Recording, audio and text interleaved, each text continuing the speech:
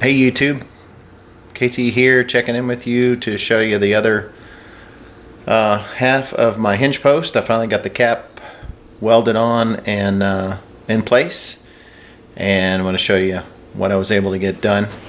So here it is. This took a lot of time. It's a really strange, it's an unusually shaped piece of metal. Because the contour here has to go for the, let me get the right angle here. The contour here has to be right for the windshield to attach to. So basically this started out as a flat piece of metal that I cut from my shoulder cowl that was right here, or lower outer cowl vent that was right here. I laid a piece of poster board on top, cut my template, laid it on top of the cowl, and then flattened it out and trimmed my piece out. And this is basically how it came out. You can still see a little bit of gold paint from the outer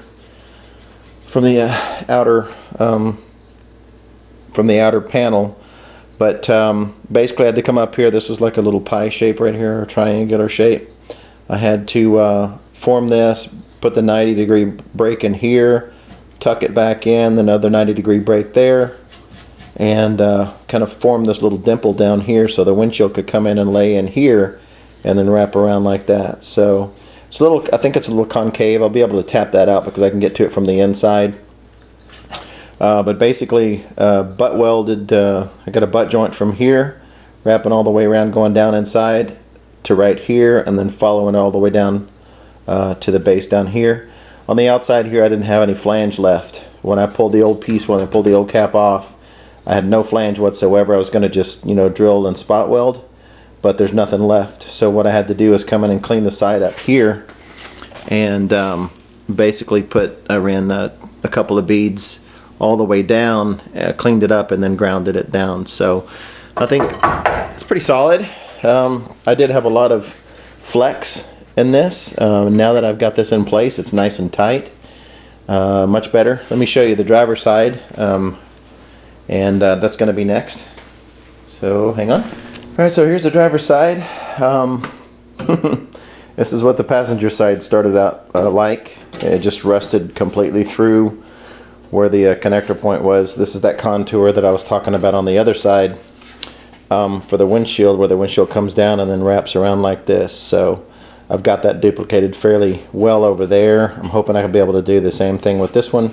I'm going to use the same template. It's just, it's just like anything. If you got a right side and a left side, so I'll be able to flip that cardboard or that poster board template. As a matter of fact, I think it's in here. Yeah, this is it right here.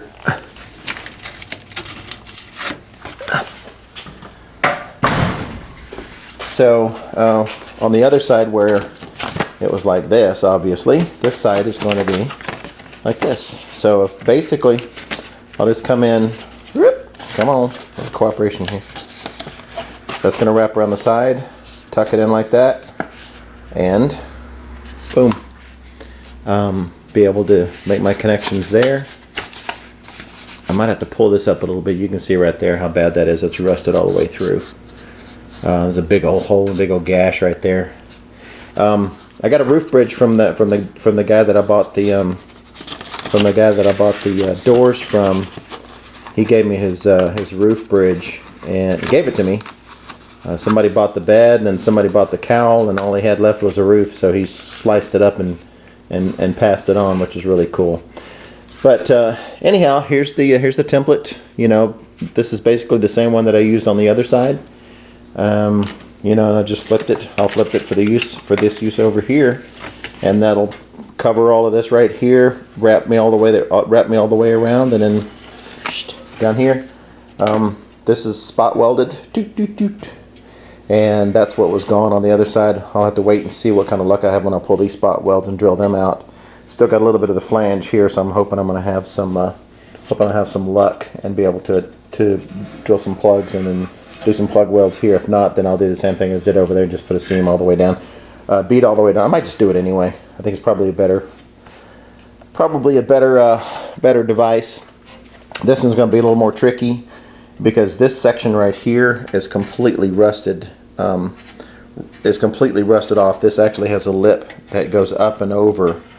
So this is like a double layer right here and here.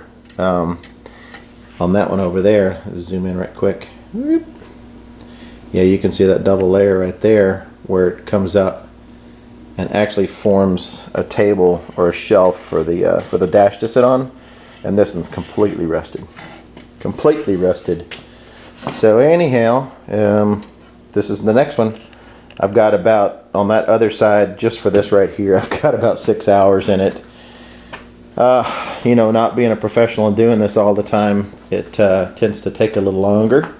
But hopefully on the second side here, I'll have gained a little bit of proficiency and it won't take me quite as long.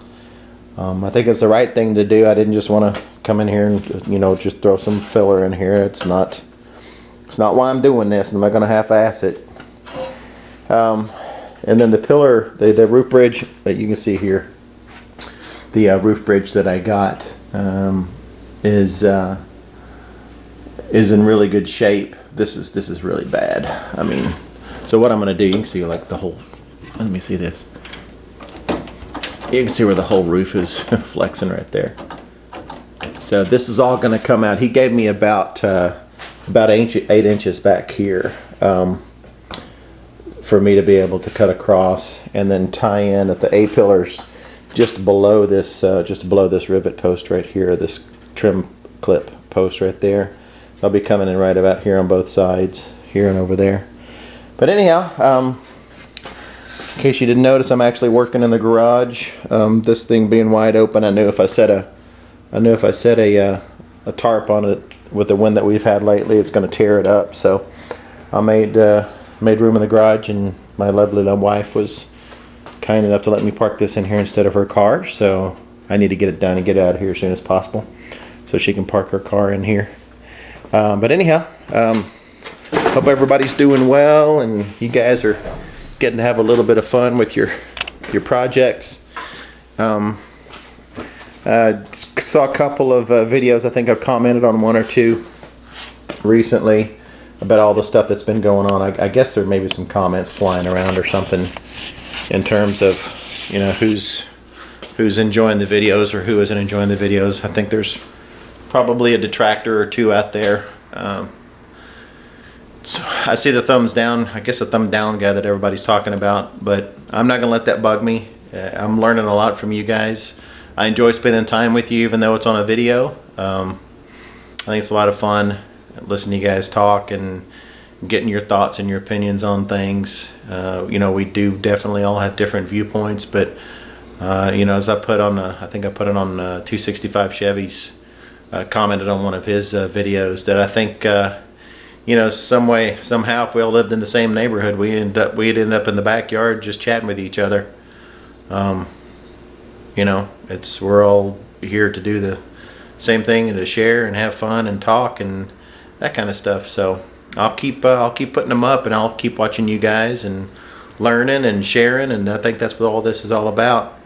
But it's a lot of work to make these videos, and you know, for somebody to just randomly do a thumbs down for whatever reason, I think they probably get their kicks on it. But it is a lot of work. I'll spend, you know, after I get this stuff downloaded off my camera, my computer's kind of slow, and the software that I use, it takes me, you know, an hour and a half to get this thing cleaned up and put my editing in there and put my titles in there and make sure that I don't have too much crap in the video and too much dead space and that kind of stuff. But it takes a long time, and I respect every one of you guys. I thank every one of you guys for the amount of work that you put into it. You know, sharing as much as you do, and it's a lot of work. It is a lot of work, not just the stuff that you're doing on the cars, but you know, to take this stuff off of the camera and get it uploaded on YouTube. My upload speed is terrible, and you know, it takes me hours to do this stuff, and I do it because I want to share with you guys, and I appreciate what you do for me. So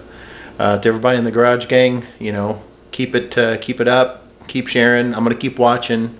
We ain't going anywhere, and I can't wait to start making some progress on my car and get some videos of something else besides me tearing this thing up and finding more rust. So take it easy, peace, be safe. Hope you're getting some good weather and you're getting get out and do a little bit more than you have been. And we will see you next time around.